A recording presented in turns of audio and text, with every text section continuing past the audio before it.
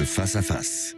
Et aujourd'hui, André Berkoff, pour son face-à-face, revient sur le livre Mein Kampf d'Adolf Hitler. Il avait été publié en 1925. Les éditions Fayard ont décidé de le rééditer, de le critiquer, de le commenter. Avec ce livre, Historiciser le mal, une édition critique de Mein Kampf chez Fayard. Et pour en parler avec nous, Olivier Manoni, qui est traducteur de cette réédition Mein Kampf, biographe, spécialiste du Troisième Reich, déjà traducteur du journal de Goebbels. Et Dominique Lormier, historien, écrivain, membre de l'Institut Jean Moulin et spécialiste de la Seconde Guerre mondiale, qui publie d'ailleurs récemment aux éditions du Rocher Les vérités cachées de la France sous l'occupation.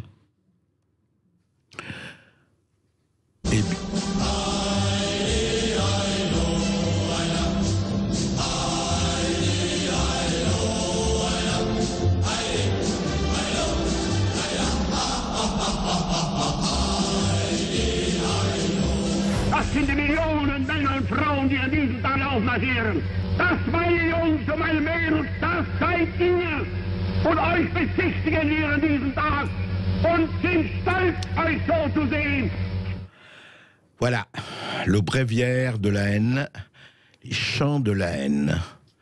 Ce livre, absolument sulfuré, est un petit mot extrêmement fragile. L'un des livres les plus importants, je dirais, de l'histoire, justement, parce qu'il a codifié, d'autres l'ont fait avant lui, d'autres le font après lui, mais il a codifié un discours de racisme, de haine, de ségrégation, un discours qui portait effectivement les massacres et les génocides à venir. Et je dois dire que ce qui est passionnant dans ce fait Mein Kampf, c'est qu'au fond, Hitler avait pratiquement tout dit. On va en parler. Il avait tout dit. Je veux dire par là qu'il est paru en 1900. Il l'a écrit en 1924 en prison. Il a paru en 1925. Je rappelle que les nazis ont pris le pouvoir en Allemagne en 1933 et que donc pendant 8 ans, on le lisait, on en parlait, mais la plupart du temps, et on va parler avec nos interlocuteurs, avec nos invités, c'était que personne n'a pris ça au sérieux. Et c'est qu'on ne comprend pas que les grands massacreurs, que les grands intégristes, que les grands fanatiques, eh bien, ils disent toujours auparavant ce qu'ils vont faire. Regardez, effectivement, dans l'histoire, depuis qu'il y a l'écriture, tout a été dit et écrit. Et voilà. Et Fayard a fait un très bon travail, effectivement. Alors, avec Olivier Manoni. Bonjour, Olivier Manoni. Bonjour. Bonjour, vous êtes traducteur de la réédition, comme l'a dit Clémence, de Mein Kampf. Vous avez traduit le journal de Goebbels. Et nous recevons aussi Dominique Lormier. Bonjour Dominique Lormier, qui est historien et écrivain, que vous avez reçu récemment pour son excellent livre « Les vérités cachées de la France sous l'occupation » au Rocher.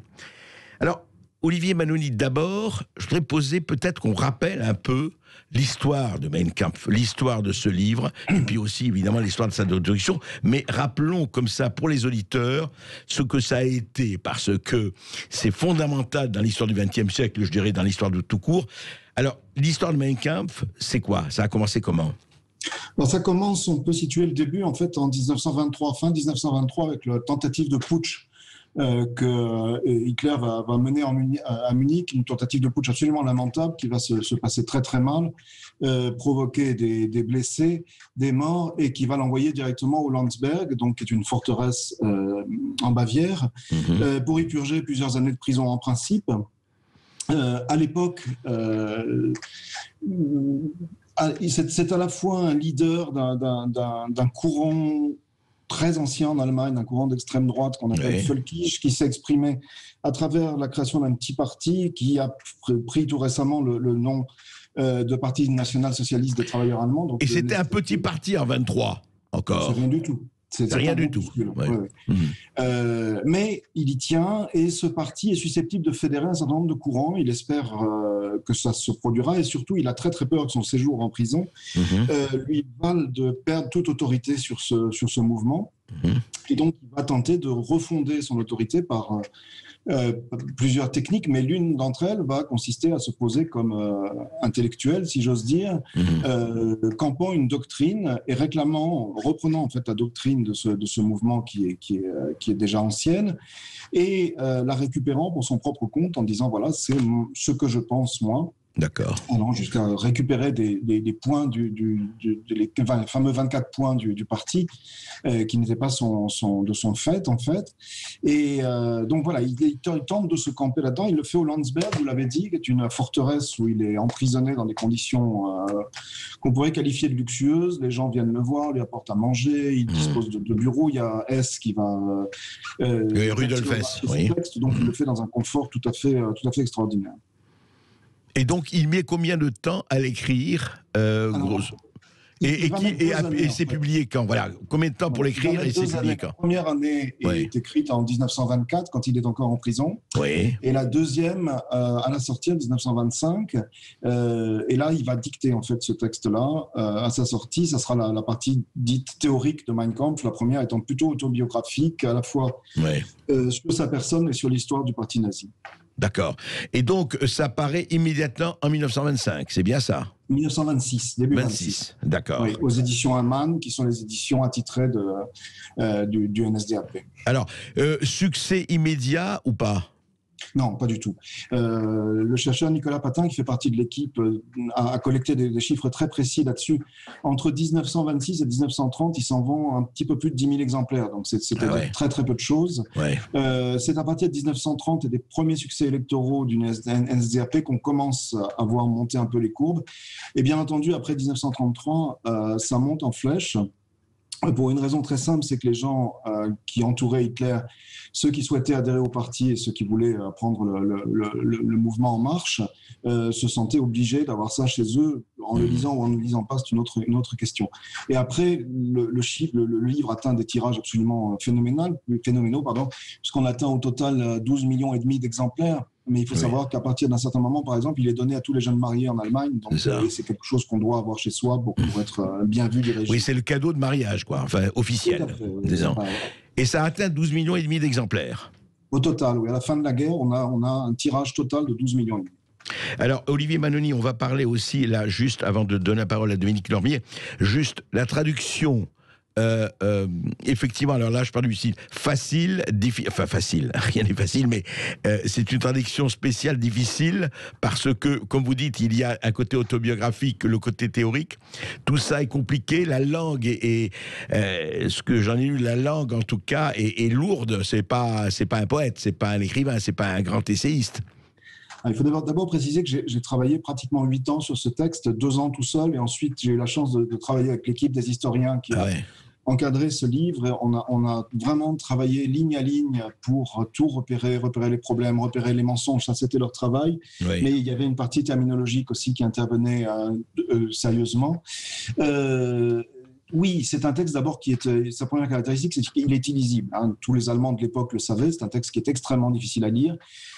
Extrêmement mal écrit, avec une écriture dont la première caractéristique est d'être surchargée de toutes sortes de choses, d'adjectifs, d'adverbes, de conjonctions diverses. C'est une pensée qui s'exprime aussi par l'écriture, avec des phrases extrêmement longues, circulaires, qui reviennent en permanence sur la même chose, donc qui font une espèce de bouillie très, très indigeste. Et oui, c'est épouvantablement pas difficile, c'est simplement quelque chose d'intraduisible, parce que ça n'est pratiquement pas du texte transmissible, si vous voulez. Et ce Gloubi-Boulga a donné ce qu'il a donné. Nous allons nous retrouver avec Dominique Lormier et Olivier Manoni, et je vous donne la parole juste après les informations, bien sûr, et nous allons rester ensemble jusqu'à 14h pour expliquer ce que c'est que ce Mein Kampf et en quoi il est aujourd'hui actuel, parce qu'il est actuel aujourd'hui à sa manière, pour exprimer que quand les démons et les fantômes de l'intolérance et du racisme arrivent à n'importe quel moment ou sous n'importe quelle latitude, on sait ce que ça donne. Et vous aussi, vous avez sûrement des questionnements à ce sujet, donc venez nous appeler 0826 300 300, on vous donnera la parole à partir de 13h15. À tout de suite. 2 fois 230 grammes, soit 1,93 € le kilo, offre valable jusqu'à épuisement des stocks. La recette et plus d'informations sur aldi.fr. Pour votre santé, limitez les aliments gras, salés, sucrés. Le parfum Terre de France, 100% des bénéfices au service de notre pays, présente... Ici Sud Radio. Les Français parlent au français. Je n'aime pas la blanquette de veau. Je n'aime pas la blanquette de veau. Sud Radio Berkov dans tous ses états. Et évidemment, ce n'est pas par hasard que nous avons choisi le générique de notre émission calqué sur celui de Radio Londres. Hein. Voilà. C'était une époque où effectivement on n'hésitait pas à savoir qui était l'adversaire, qui était l'ennemi. Dominique Lormier, vous êtes historien, vous êtes écrivain, j'ai dit, vous êtes membre de l'Institut Jean Moulin, vous avez beaucoup écrit sur la Seconde Guerre mondiale. Et une chose, Dominique Lormier, vous avez lu Mein Kampf, comme beaucoup d'entre nous. Moi, je l'ai lu, je l'ai trouvé chez les bouquinistes il y a des années. Alors, c'était effectivement pas du tout la très très belle édition, je répète, le formidable travail qu'ont fait Olivier Nembanouni et toute l'équipe des historiens de Fayard avec cette historisation du mal. Mais on avait, voilà, Mein Kampf et on voyait ce qu'il y avait dedans. Et alors, Dominique Lormier, au fond, on peut reprocher, c'est un mot faible à Hitler, mais enfin, dans son livre, quand même, il disait pratiquement tout ce qu'il allait faire. C'est-à-dire que le programme était là, la cohérence atroce était là. Dominique Lormier. Tout à fait. Ben, il faut savoir qu'il était sorti dans une version française aux nouvelles éditions latines. Par un éditeur qui s'appelait Sorlo. Oui, c'est ce que j'ai eu chez les bouquinistes. C'est voilà, la version des nouvelles éditions latines. Tout à fait. Oui. Et qu'on trouve d'ailleurs encore dans certains endroits. Oui. Et qui énonçait effectivement tout le programme, je dirais, de pangermanisme d'Adolf Hitler, qui était écrit noir sur blanc. Alors il faut savoir que d'ailleurs Hitler avait attaqué les nouvelles éditions latines parce qu'il aurait voulu que le livre paraisse en français, mais dans une version expurgée. C'est-à-dire où on aurait enlevé tous les passages francophobes d'Adolf Hitler. Oui, en disant que les Français étaient une race de sous-hommes ou presque, quoi. Enfin, oui, et c'est surtout qu'il y avait des revendications territoriales avec l'Alsace et la Lorraine qui étaient clairement énoncées, une volonté, je dirais, de terrasser l'adversaire principal de l'Allemagne qui était désigné et qui était la France. Donc il y avait véritablement, je dirais, décrit ce qu'allait faire Hitler par la suite.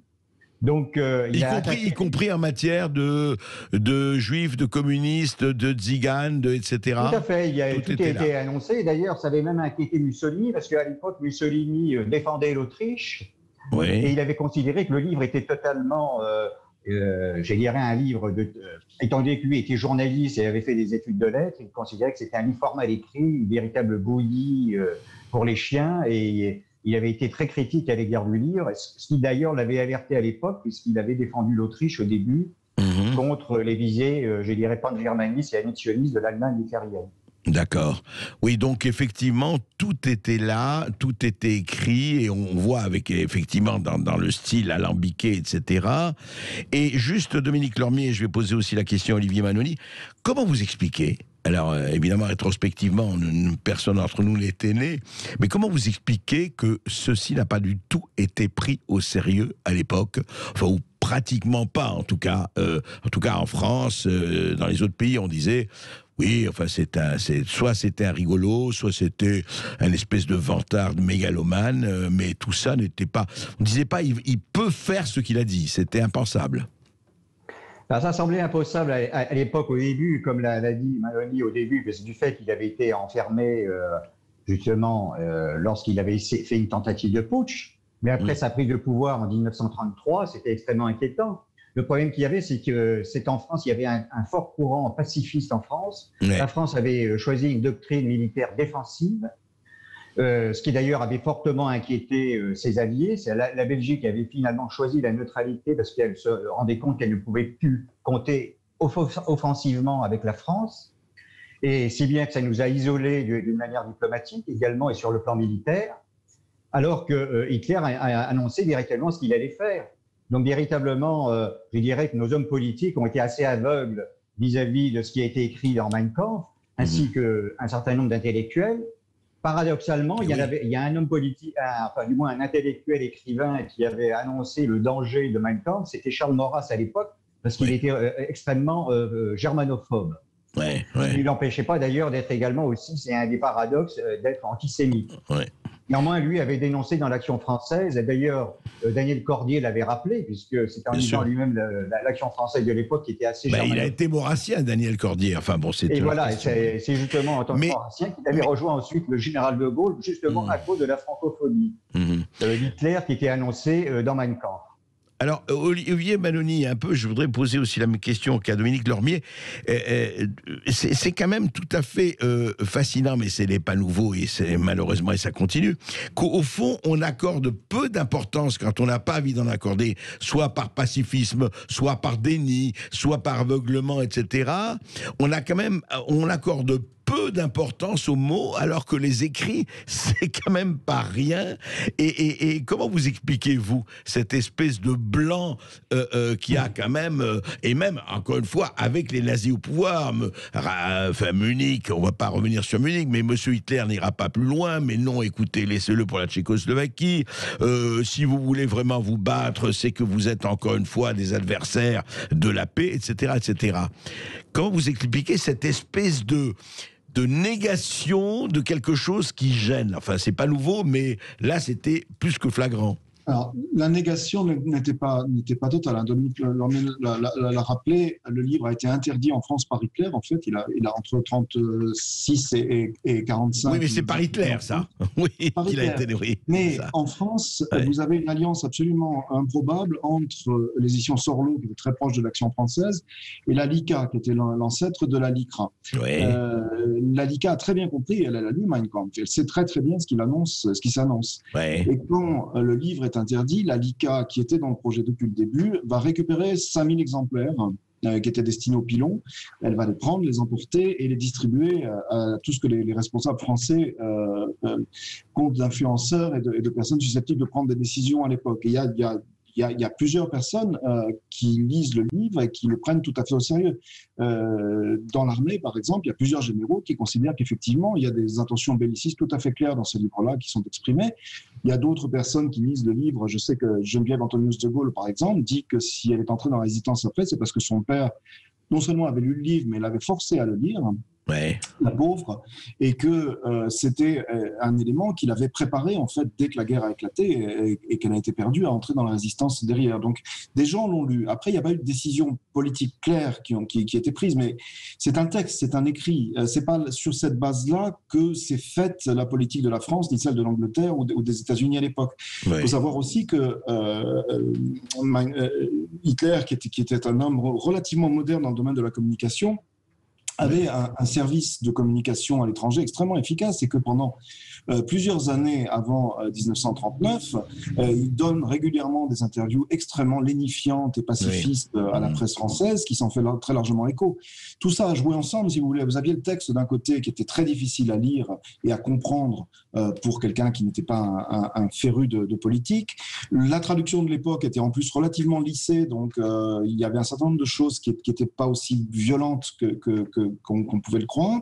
Ça, c'est le premier point. Et le deuxième point, lui, il a fait vraiment un travail de propagande autour de ces actes de travail et de dissimulation. La dissimulation est un des éléments qu'on trouve dans Mein Kampf, mais on la retrouve partout dans toute la politique du nazisme, avant la guerre, pendant la guerre, et bien entendu pour tout ce qui concerne la Shoah, l'extermination des Juifs et Tziganes, etc., qui, elle, était couverte, là aussi, par une autre chape de mots qui s'est ajoutée après, et voilà. Non, c'est très juste, mais je crois que ce que vous dites tout à fait, et puis ce que dit Dominique Lormier avec le pacifisme qui a joué beaucoup. D'ailleurs, il y a un grand historien franco-israélien, Simon Epstein, dans son Paradoxe français, qui l'explique assez bien. Mais encore une fois, alors parlons un peu des thèmes. Alors aussi bien, je pose la question à vous deux, que juste Olivier Manoni, vous gardez la parole, et ensuite Dominique Lormier. Au fond, si on avait résumé les 3 ou 4 thèmes les plus importants de Mein Kampf, c'est quoi? C'est-à-dire, c'est effectivement la Grande Allemagne, c'est les sous-peuples, c'est les Juifs, c'est quoi? Je crois qu'il y en a 3. Il y a une partie du texte qui est très importante, pour les raisons que je vous ai indiquées tout à l'heure, qui est une partie autobiographique, qui est à la fois larmoyante, victimaire, et où il se pose en homme providentiel, en héros. Donc là, il y a une quantité de mensonges qui sont démontés très, très méticuleusement par les historiens. Ça, c'est la première partie. La deuxième partie est une partie qui concerne le racisme. C'est une partie très importante, puisqu'elle fonde en fait une bonne partie de sa théorie, y compris du point de vue géopolitique. Ouais. Et donc, il expose un certain nombre de thèses, notamment dans le chapitre 11 de la première partie, l'essentiel étant que les Allemands ont toujours été victimes du monde entier, mais notamment, bien évidemment, des Juifs, et que les Juifs sont en train de remplacer les Allemands. C'est un thème qui est très largement développé dans le 11e chapitre. Voilà, ça c'est la deuxième partie. Alors, je ne vais pas m'étendre dessus parce qu'on sait très bien ce qu'ont fait les nazis, et donc c'est pas... là, ça a été suivi directement de faits très concrets. Et la troisième partie est géopolitique. Alors là, c'est une analyse extrêmement fumeuse qui se trouve notamment dans la deuxième partie du livre, de toutes les alliances possibles que peut nouer l'Allemagne. Hitler croit en particulier beaucoup que les Anglais vont le rejoindre. C'est une de ses obsessions. Ouais. On l'a dit tout à l'heure, de l'ennemi français, de la perfidie française, il s'étale à longueur de page là-dessus. Mais d'une manière générale, c'est un livre qui pose à la fois sa personne, l'Allemagne, en victime d'une série de conjurations diverses et multiples qui visent toutes le verbe allemand c'est vernichten, à anéantir l'Allemagne et à le détruire. Moyennant quoi, il faut que l'Allemagne anéantisse le reste du monde. Alors, Dominique Lormier, effectivement, il y avait 14-18, l'humiliation, le traité de Versailles, etc., sur lequel, évidemment, Hitler a fondé, effectivement, a exploité son fonds de commerce de départ. Et ensuite, alors, vous dites que, alors, sur quoi aussi, qu'est-ce qui transparaît, justement, dans ce Mein Kampf ? C'est une vision totalement paranoïaque du monde, c'est-à-dire la paranoïa, on le retrouve à travers son racisme, je dirais son obsession des Juifs dont il estime qu'ils tiennent tous les rênes du pouvoir. On va le retrouver d'ailleurs à travers aussi un des thèmes centraux du nazisme, c'est le judéo-bolchevisme.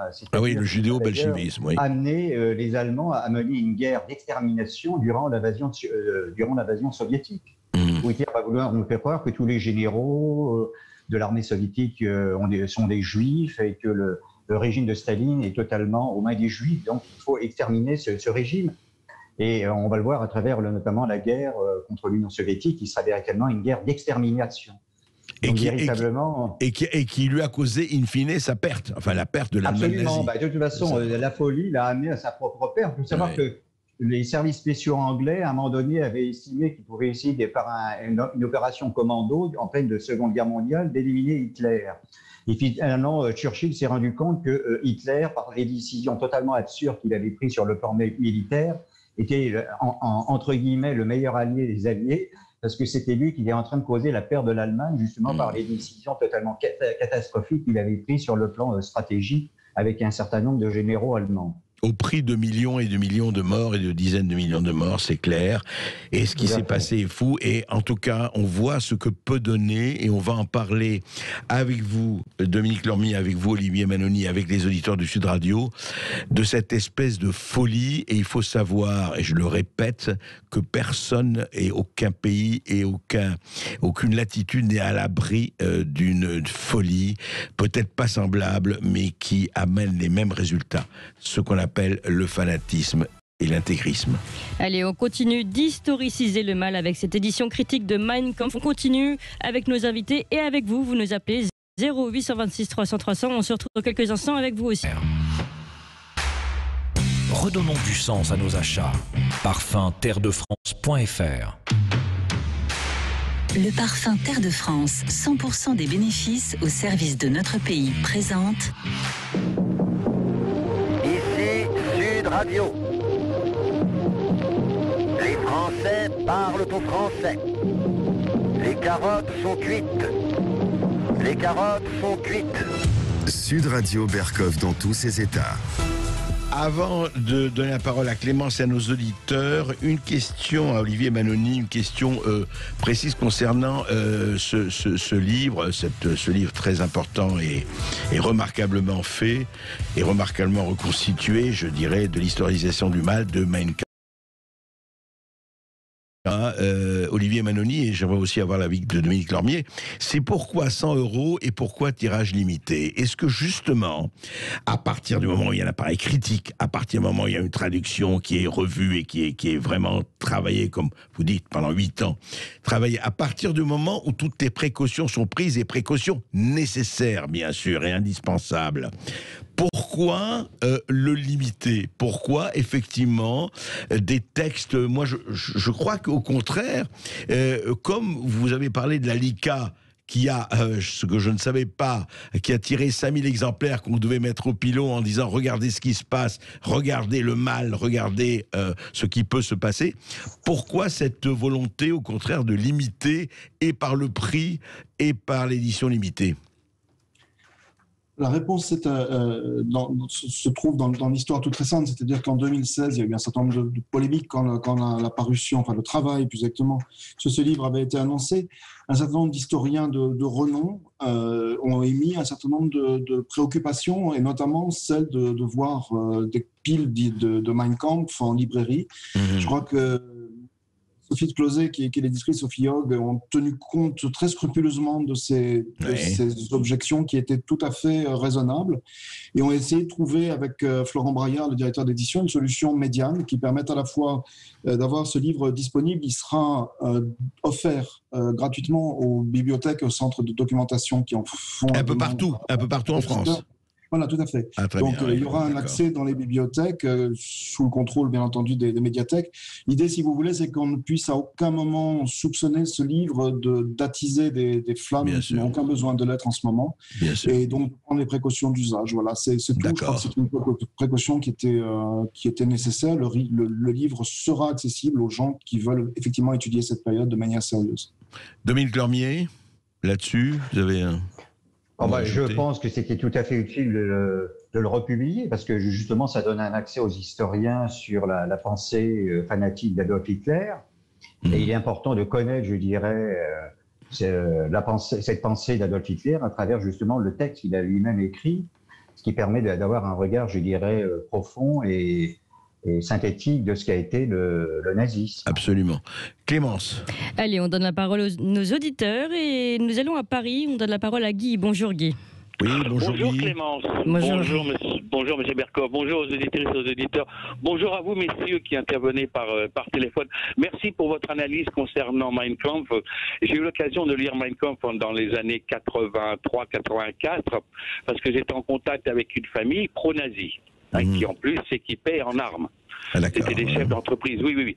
Et comme par hasard, j'étais le fait de... Vous savez que pour connaître un ennemi, pour combattre un ennemi, il faut le connaître. Pour le connaître, c'est donc aller à la source, la source qui était leur source aussi à eux.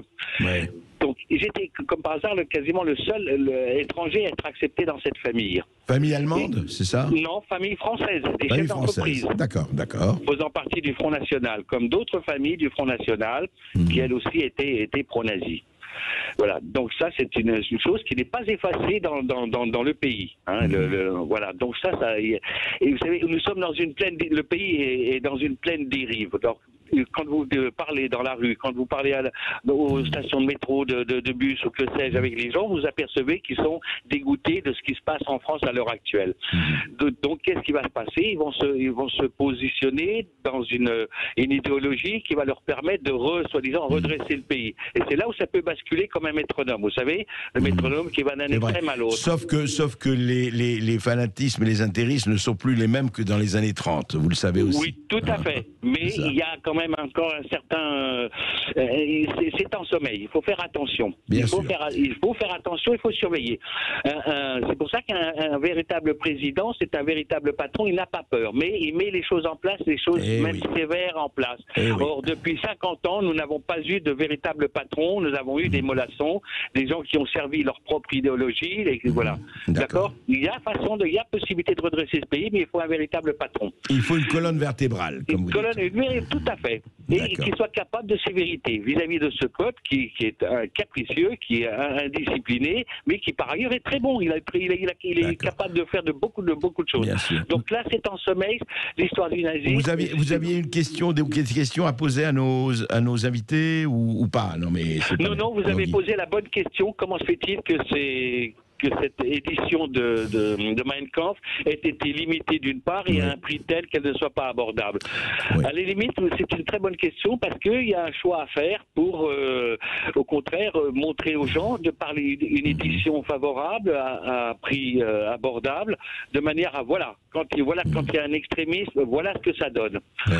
En plus, ce qui est bien, c'est de signaler aussi ce qui s'est passé au moment, pendant cette période de 1923 à 1933, par exemple, 39, c'est que Hitler a annoncé ce qu'il allait faire. Tout à fait. Et tous les gouvernements, y compris anglais, français et américains, qui étaient les plus intéressés par ce sujet, ont fait preuve de laxisme.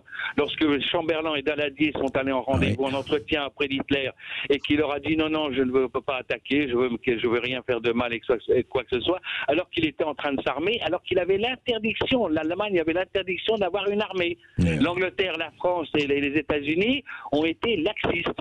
C'est le moins que l'on puisse dire, mais enfin on ne va pas refaire l'histoire. Et on pouvait même intervenir au moment où Hitler est rentré en Pologne, parce qu'à l'époque l'Allemagne ne possédait que 23 divisions, la Pologne avait 23 divisions aussi, moins bien armées, mais la France et l'Angleterre à elles deux pouvaient aligner 72 divisions. Merci Guy, on va reparler de tout cela effectivement, mais on va parler de Mein Kampf parce que, encore une fois, c'est fondamental de connaître les textes qui disent ce que les tyrans vont faire, et on le sait souvent, hélas. Et vous continuez de nous appeler et de nous poser des questions à ce sujet, on vous attend 0826 303. Parle-t-on français? Je n'aime pas la blanquette de veau. Je n'aime pas la blanquette de veau. Sud Radio Berkov dans tous ses états. Et la discussion continue autour de cette édition critique de Mein Kampf qui a été donc rééditée par Fayard avec Olivier Manoni, le traducteur de cette réédition, et puis Dominique Lermier, historien et auteur notamment des Vérités cachées de la France sous l'occupation aux éditions du Rocher. Et puis nous sommes avec vous tous qui nous appelez au 0826 300 300. La parole à Raphaël qui nous appelle de Paris. Bonjour Raphaël. Oui, bonjour Raphaël. Bonjour André, bonjour à tes invités. Je trouve que c'est une excellente chose de voir republier. En revanche, je pense que tu as posé les questions, André, qu'il fallait poser. Par rapport au prix, il est proposé à 100 €. Évidemment, il y a toutes les précautions d'usage, les avertissements, il y a tout un travail qui a été fait. Je pense que cet ouvrage mérite le prix. Mais on entend souvent dans les médias, sous-entendu, ça va sélectionner. Mais ça sélectionne rien du tout. Ça veut dire quoi? Ça veut dire que quand il est à 100 €, il ne va y avoir que des esprits non tordus et non malades qui vont l'acheter. C'est un vrai problème, ça. C'est une manière de dire, s'il est à 100 €, n'importe quel clampin ne pourra pas l'acheter. J'ai du mal à comprendre. Je ne discute pas le prix. Le travail qui a été fait a été considérable. Mais comment on répond à cette question qui est de dire, à 100 €, ça permet aux gens, les gens qui vont l'acheter vont avoir plus de recul. Dire ça. Oui, Olivier. Des gens très tordus qui vont mettre 100 €, c'est ça. Oui, Olivier Manoni, effectivement, à la question que je vous ai posée, vous avez répondu par rapport à la polémique des historiens, par rapport au choix de Fayard, et encore une fois, et c'est incontestable. Le problème qu'on peut vraiment se poser par rapport à ce genre de publication, c'est que moi, je trouve, et c'est très bien aussi, et vous l'avez dit, que ça va être dans les médiathèques, etc. La question qui est fondamentale, et je la pose aussi bien à Dominique Manoni, encore une fois, au-delà, c'est pas une question polémique du tout, c'est qu'au fond, c'est la question, vous savez, qui est posée sur les réseaux sociaux de façon beaucoup plus brutale. On dit oui, les appels à la haine sur les réseaux sociaux, fake news et compagnie, c'est toute la polémique depuis 20 ans. Personnellement, je trouve qu'une fois qu'on a pris les précautions, une fois qu'on sait ce que c'est, que moi je trouve qu'à l'école, on devrait à l'école, à un certain degré d'école, bien sûr, dans les lycées, bien sûr, pas en CM2, je trouve que ces textes de fanatisme et de haine devraient être explicités, en parler avec les professeurs. Pourquoi? Parce que c'est très important, justement, que ces textes ne circulent pas, et vous le savez très bien qu'ils circulent circulent, Internet et compagnie, les textes de haine et compagnie circulent sur les réseaux sociaux, et quand ils sont pris de décoffrage, évidemment, n'importe quel esprit fragile et pas du tout critique s'en empare et fait ce qu'il veut. Et puis, on fait tout ce qu'il faut pour ça. En revanche, c'est vrai, est-ce que des textes comme celui-là, comme Mein Kampf, ne mériteraient pas d'être beaucoup plus diffusés, encore une fois, je répète, je radote, avec évidemment toutes les précautions d'usage, mais notamment, par exemple, dans les écoles, mais notamment dans des émissions comme on le fait ici, et un peu partout. Je trouve dommage qu'on ne cultive pas à cette occasion aussi, et Dieu sait si c'est une occasion, l'esprit critique. Qu'est-ce que vous en pensez, Olivier Manoni, Dominique Lormier? Déjà, si Dominique je peux vous dire que c'est déjà fait. Il y a des associations de professeurs d'histoire et géographie en particulier qui mènent un travail tout à fait intensif de ce point de vue-là. J'ai déjà été invité à plusieurs reprises dans des lycées pour parler de ces problèmes-là. Je sais que Mein Kampf fait l'objet d'études partielles. Mais bon, le livre lui-même fait 800 pages, je vous l'ai dit, il est totalement illisible. Notre livre, Historiciser le mal, fait 1000 pages, pèse 4 kilos. Et pour mener une étude sérieuse de ce livre-là, quand on n'est pas historien, il faudrait une année de travail complet.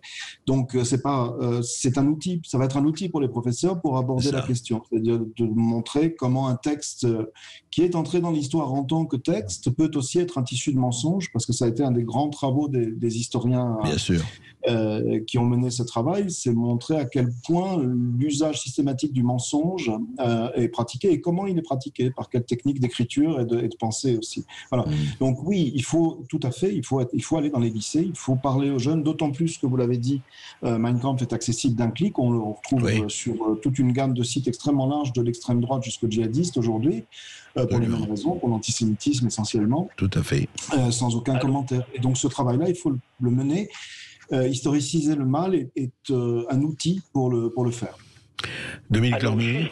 Une dernière chose. Oui, de toute manière, c'est déjà fait à travers les enseignants. Les enseignants font un excellent travail pédagogique, comme vient de rappeler Manoni, mais également les auteurs, également comme moi, à travers mes ouvrages, mais également les autres auteurs qui ont très bien explicité, je dirais, le nazisme à travers tous les crimes qu'il a pu commettre. Donc, véritablement, je dirais qu'on a une grille de lecture suffisamment importante pour se faire une idée, je dirais, de la montée de l'horreur du nazisme. Depuis des décennies, c'est fait, et c'est encore fait d'une manière encore de meilleure qualité depuis ces dernières années, grâce justement au travail des auteurs, des historiens, mais également aussi des médias, et ainsi que les réalisateurs de films qui ont très bien mis en avant l'horreur du nazisme. Tout à fait. Et effectivement, et on peut espérer, pour parler d'aujourd'hui, que tous les fanatismes, quels qu'ils soient et de quelque bord qu'ils soient, et tous les intégrismes génocidaires de quelque bord qu'ils soient étudiés, mais pas dans l'histoire et pas après, et tout de suite par des historiens, relayés par des professeurs, relayés par des médiathèques. L'esprit critique doit être absolument cultivé partout. Sinon, comme disait Adorno, qui oublie l'histoire est condamné à la revivre. Et ça, effectivement, il faut peut-être mieux l'éviter. Clémence. Et oui, nos auditeurs ont l'esprit critique. Et justement, on va donner la parole à Olivier, qui nous appelle du Val-de-Marne. Bonjour Olivier. Oui, bonjour Olivier. Bonjour André. Bonjour. En fait, il est essentiel de parler de Mein Kampf dans les lycées. Moi-même, il y a plus de 25 ans, j'ai fait le concours de la résistance. Je ne sais pas si ça existe toujours, en l'occurrence au collège plutôt, le concours de la résistance, mais c'est essentiel d'en parler. J'ai rencontré des résistants, maintenant il y en a plus beaucoup, voire quasiment plus. Secondo, Mein Kampf est un best-seller dans les pays arabes. En Turquie particulièrement, c'est vendu librement, sans problème en l'occurrence. Dans tous les pays du Moyen-Orient, absolument. Exactement. Et il faut clairement dire une chose, les nazis, particulièrement du côté d'Heinrich Himmler, avaient une adoration pour l'islam. Parce qu'en fait, je vous en ai parlé une fois, j'avais intervenu sur la division SS Anschar, que peu de personnes savent, c'est qu'il y a eu 21 000 soldats bosniaques musulmans qui ont été enrôlés durant le régime Oustachi pour exterminer les communards, les communistes, les juifs, les tziganes, etc. Il y a même un camp de concentration, je dirais, du côté de la Croatie, avec un lieu de mémoire qui était un des pires d'Europe. Les Oustaches étaient encore plus bouchés que les Allemands pour exterminer. Secondo, il y a en 41, il y a eu une rencontre le 28 novembre, je pense que vos intervenants pourront le confirmer, le grand moufti de Jérusalem en Palestine, Haj Amin al-Husseini, rencontre en personne en Allemagne Hitler qui est chancelier. Hitler explique, il dit, il fut impressionné par la présence du moufti, et lors de la conversation, Hitler lui explique que les motivations de tous les nationaux socialistes à persévérer dans un combat sans merci contre les juifs sont leur tentative de destruction de l'Allemagne, ainsi que leur responsabilité dans le déclenchement de la Première Guerre mondiale et de la montée du communisme. Ce à quoi le moufti répond, nous les Arabes pensons que c'est le sionisme qui est à l'origine de tous ces sabotages et non pas les juifs. Et Hitler répond que les Arabes sont un peuple sentimental et que sa conviction est fondée scientifiquement. D'où évidemment l'escroquerie sur, je dirais, l'eugénisme, la race aryenne et tout le reste. Mais clairement, il faut continuer à expliquer ce qui se passe. Il y a un de vos auditeurs qui... Oui, juste un mot, Raphaël, continue à expliquer, mais attention, n'assimilons pas l'islam et le nazisme. Il faut faire très attention à ça, parce que ce n'est pas du tout la même chose. Je connais bien, on ne peut pas assimiler islam égale nazisme. En tout cas, pour moi, ça n'a pas de sens. Même s'il y a eu des rapprochements. Qui vous répond? Dominique Lormier, peut-être? D'autant plus qu'il y a différents courants dans l'islam. J'ai écrit un livre sur l'armée d'Afrique. Je rappelle quand même qu'elle était composée pour près de la moitié de musulmans qui ont participé à la libération de la France. Donc il faut éviter, je dirais, les amalgames et les réductionnismes, et rappeler également que beaucoup de musulmans sont morts pour la France durant les combats de la libération. Je l'ai rappelé d'ailleurs dans plusieurs de mes livres. Et donc, on ne peut pas faire de réductionnisme. C'est-à-dire, il y a eu différents courants dans l'islam. Il y avait effectivement... Mais c'est vrai qu'il y a eu aussi ce courant-là avec le mufti et les divisions. Tout à fait. Il y a eu un courant intégriste, islamiste, mais il y a eu également des confréries soufis qui prônent l'amour du prochain et qui n'ont rien à voir, bien entendu, avec les terroristes que l'on connaît actuellement. Olivier Manoni, vous vouliez ajouter quelque chose? Oui, simplement dire d'abord qu'il ne faut pas... On n'éteint pas la haine avec une autre haine, ce qui revient à peu près à ce que vous disiez il y a quelques secondes, André. C'est le premier point. Un deuxième point, on peut sortir évidemment des discours. 21 000 personnes sur une armée allemande qui, je crois, a monté jusqu'à 8 millions de personnes, c'est très très peu. Et vous pouvez parfaitement trouver dans les discours des chefs de la Légion des volontaires françaises à l'époque des choses tout aussi enflammées qui ne feront pas condamner la France globalement pour son attitude pendant la guerre. Je crois qu'il faut dire les choses aussi clairement à un moment. Tout à fait. Clémence. Alors, écoutez, vous continuez tous de nous appeler, vous êtes déjà très nombreux à réagir à ce sujet, mais on se retrouve pour continuer d'en parler tous ensemble dans quelques instants. SoCook, cuisine équipée. Et vous savez ce que ça veut dire? TTC, trop cher. Heureusement, du 1er au 30 juin, SoCook vous offre la TVA sur votre cuisine équipée. Et en plus, c'est made in France. SoCook, cuisine équipée. Plus de 160 magasins en France. Voir conditions sur socook.com. Ici, Sud Radio. Les Français parlent au français. Les carottes sont cuites. Les carottes sont cuites. Sud Radio Berkov dans tous ses états. Et nous continuons de discuter autour de cette édition critique de Mein Kampf qui était donc rééditée par Fayard avec nos invités Dominique Lormier, Olivier Manoni et nos auditeurs. Christian qui nous appelle de Perpignan tout de suite. Bonjour Christian. Oui, bonjour Christian. Oui, bonjour tout le monde. Bonjour Monsieur Berkov. Merci pour vos émissions. Voilà. Vous avez signalé à juste raison que dans les années 30, les politiques et les intellectuels français notamment n'avaient pas tenu compte de Mein Kampf. Alors j'ai un autre exemple. Pol Pot, dans les années 70, avait écrit une thèse en France dans laquelle il annonçait ce qu'il ferait. Cette thèse était passée inaperçue des intellectuels et de nos politiques. Donc finalement, elle a été passée inaperçue, donc il ignorait. Donc à mon avis, il serait bien... Voilà, voilà, si les gens ne savent pas, ne veulent pas voir, ne veulent pas savoir, ça ne peut pas se diffuser. Et par ailleurs, justement, le prix de 100 €, même s'il se justifie pour le travail accompli, va à l'encontre d'une diffusion généralisée. Et par ailleurs, dans les lycées, c'est impossible de parler de ces choses-là. Je suis un ancien professeur. Ah bon, pourquoi vous dites que c'est impossible de parler de ces choses-là, oui? Dites-moi. En lycée, ça va être le folklore. Hein. Je ne vous dis pas les cris d'oiseaux. Je vous dis pas le bordel pour être simple. Voilà. L'histoire de Pol Pot, je trouve, est assez édifiante et nous renseigne sur, en fin de compte, beaucoup de nos politiques, et notamment de nos conseillers à l'Élysée ou ailleurs, ne connaissent pas l'histoire, tout simplement.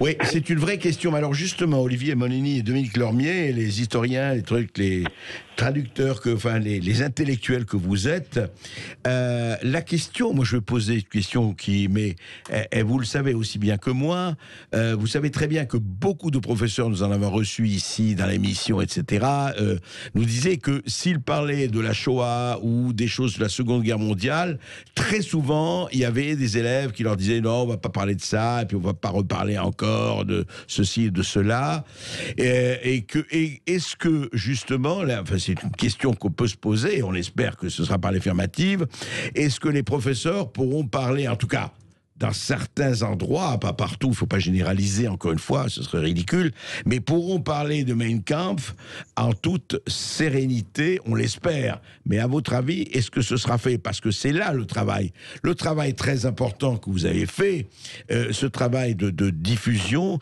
mais la diffusion, elle est fondamentale. Sinon, si ça reste effectivement chez quelques privilégiés, c'est pas la peine. Je sais que ce ne sera pas le cas, mais je parle spécifiquement de l'école. Je ne sais pas qui veut répondre, Olivier Mononi. Je peux vous répondre très concrètement. C'est que moi, je l'ai fait à plusieurs reprises. Oui. Qu'il n'y avait pas du tout de cris d'oiseaux, qu'il y avait un profond silence quand je racontais ce qui s'était passé. Oui. Vous l'avez fait dans des lycées, un peu partout? Dans des lycées principalement. D'accord. Des questions extrêmement intéressantes, extrêmement vives. Oui. Parfois des questions problématiques aussi. Hein, c'est pas exclu. J'ai des questions, des interpellations intéressantes. Mais en tout cas, je sais, pour connaître beaucoup d'enseignants, notamment en histoire-géographie, que ce travail, ils le font. J'en ai entendu peu se plaindre de problèmes de ce type-là. Je crois que quand on explique les choses calmement, méthodiquement, tous les élèves sont parfaitement capables de comprendre, de poser les questions, ce qui ne leur empêche pas d'avoir des opinions personnelles et même de les exprimer. C'est pas un problème. Mais ce travail, on n'a pas attendu que Historiciser le mal arrive en librairie pour le mener. Les enseignants le mènent depuis longtemps et de manière très active. Et il est vrai aussi que beaucoup d'anciens résistants et d'anciens déportés dans les années précédentes ont fait des tournées dans les lycées, en tout cas dans certains lycées, pour en parler. Dominique Lormier? Oui, moi je l'ai fait à travers mes livres et je me suis rendu compte d'ailleurs que j'avais une nouvelle génération de lecteurs, c'est-à-dire de jeunes lecteurs, ce qui n'était pas le cas auparavant, ce qui montre d'ailleurs qu'il y a eu un travail pédagogique qui a été fait par les enseignants, puisque lorsque je donne des conférences ou je suis dans des salons du livre, je me rends compte que parmi mes lecteurs, j'ai maintenant de jeunes générations de lecteurs qui sont passionnés par cette période. Et c'est dû certainement au travail pédagogique qui a été fait par les enseignants, mais également aussi par les médias à travers les émissions télévisées, etc. Il y a de nombreux documentaires historiques qui passent maintenant sur les grandes chaînes régulièrement. Il y a également des chaînes d'histoire comme RMC Découverte ou d'autres qui font un très bon travail au niveau... je dirais, des films documentaires. Et puis également, il y a pléthore d'ouvrages qui sortent sur cette période-là, qui sont souvent de très bonne qualité. Donc, j'ai connu la période des années 80, où c'était surtout 80-90 des personnes, je dirais, de 40 ans, ou qui avaient connu la Seconde Guerre mondiale, qui s'intéressaient surtout à cette période-là. Et j'ai vu un basculement depuis à peu près une dizaine d'années de jeunes qui véritablement se posent des questions sur cette période et qui s'y intéressent, je dirais, abondamment. Bien, merci Clémence. Alors, Renaud nous appelle de Seine-Saint-Denis. Bonjour Renaud. Oui, bonjour Renaud. Bonjour André, bonjour Clémence et bonjour à vos deux excellents invités. Et encore, toujours toutes mes félicitations pour cette émission Berkoff dans tous ses états, qui est une émission qui devrait être, je le dis souvent, remboursée par la sécurité sociale. C'est gentil. Alors, oui, je voulais juste évoquer la loi bioéthique, qui est une question extrêmement importante. Oui. Je pense qu'elle va passer, eu égard aux forces en présence au niveau de l'Assemblée nationale. Donc, je pense que la loi va forcément passer. Et elle va d'autant plus passer qu'elle est, comment dire, dans l'air du temps, dans la modernité, dans laquelle il y a eu un phénomène d'accélération qui s'est établi depuis les années 60, l'hyper-individualisme, le bon plaisir individuel, etc., etc. Et somme toute, ça va se passer tout à fait logiquement. Après, voilà, je voudrais aussi dire que j'espère qu'il n'y aura pas trop de violence et d'agressivité dans les débats. Je pars du principe que les gens qui sont issus du camp qu'on va appeler conservateurs et qui se posent des questions, qui essaient de voir à plus long terme sur ces questions-là, ont tout à fait le droit légitime de s'en inquiéter, sans être cloués au pilori ou sans être traités d'extrême droite, de nazis ou de réactionnaires. Voilà, parce que la pauvreté du débat intellectuel aujourd'hui en France fait que on n'a plus de débat, on a des anathèmes qui sont lancés à la figure. Bon, il n'y a pas que la loi bioéthique, sur toutes les questions, là, des polémiques, Mélenchon, etc. Voilà, c'est assez violent. Tout ça pour dire qu'en fait, ça participe d'une logique. On est dans l'ère du temps où en fait, on est dans la société des individus, la société du droit. Et effectivement, il est évident que d'un point de vue physiologique, deux hommes qui vivent ensemble ou deux femmes qui vivent ensemble ne peuvent pas, naturellement parlant, avoir un enfant. Il est évident qu'on doit passer par d'autres biais. Et donc, le biais qui a été utilisé, c'est le biais de la technique et de la loi. C'est-à-dire qu'aujourd'hui, eh bien, on fait fi de la nature et de la frustration, parce que on est dans une société du plaisir et dans une société du désir, du caprice, de la volonté individuelle. Voilà, on est dans une société très individualiste et donc on n'accepte pas cette forme de frustration. Voilà, dans la vie. Oui, Renaud, moi j'ai rencontré ma compagne assez tard et on n'a pas eu d'enfants ensemble. Bon ben voilà, c'est comme ça, il faut l'accepter. C'est vrai. Non mais Renaud, c'est plus compliqué que ça. C'est-à-dire qu'en fait, vous avez raison sur l'individualisme, mais en fait, je crois quand même qu'on peut dire que les gens ont aussi le droit d'avoir des envies et peuvent très très bien élever les enfants dans d'autres circonstances aussi. C'est une question difficile, compliquée. Là où je suis totalement d'accord avec vous, c'est qu'on n'a pas à stigmatiser et on n'a pas à signer à résidence imbécile les gens qui ne pensent pas comme vous. Mais ça, c'est encore une fois sans comparer ni à Mein Kampf ni à rien. Et vous savez que la loi de l'intolérance, c'est la loi des destructions. Jamais vouloir souhaiter la fin ou la destruction ou l'élimination de quelqu'un qui ne pense pas comme vous. C'est ça le fascisme, c'est ça le nazisme, dans quelque bord qu'on soit, de gauche comme de droite. Voilà, et merci à nos deux invités, Olivier Manoni, traducteur de la réédition de Mein Kampf, donc que vous pouvez retrouver cette édition critique de Mein Kampf aux éditions Fayard. Et puis merci à Dominique Lormier, historien et auteur notamment des Vérités cachées de la France sous l'occupation aux éditions du Rocher. Vous pouvez réécouter cette émission sur YouTube et en podcast sur sudradio.fr et puis évidemment Sud Radio.